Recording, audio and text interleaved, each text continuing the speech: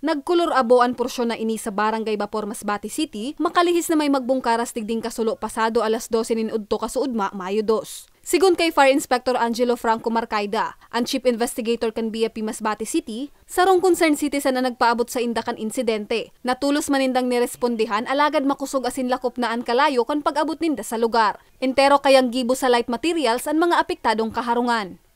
Pagpunta man doon, pag-report.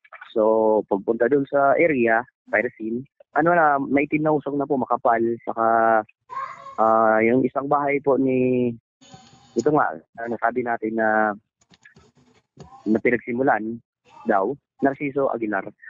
Malaki na po yung sunog. Tapos, puro light materials yung katabi. So, kaya nagkadamay-damay na po lahat. Total na 8 kaharungan asin 17 pamilya ang apektado kan kasulo na nagdurar nin halos kabangang oras asin uminabot sa ikaduwang alarma. 1:29 nin hapon kan maideklara ining fire out.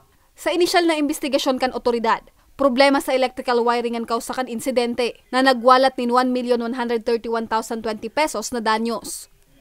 Yung di ba nakakaranas po tayo ng sobrang init ng panahon ngayon. So, panatilihin maging aware tayo sa mga tawag dito, yung mga saksakan natin, appliances, electrical appliances na maaaring i-check lagi. Kasi hindi natin napapansin na pag alis natin sa bahay, hindi natin nalaman kung meron na ba yung damage na ba yung electrical wireless nila o natin sa bahay. Yun po ang maaaring pagbulan din ng sunog kasi lalo na sa kilit ng panahon. So maging maingat na lang po. Maswerteng Mayo man na nakulugan sa nangyaring insidente. Para sa mga Baratang Tatak Bicol, Jennifer Pulinar.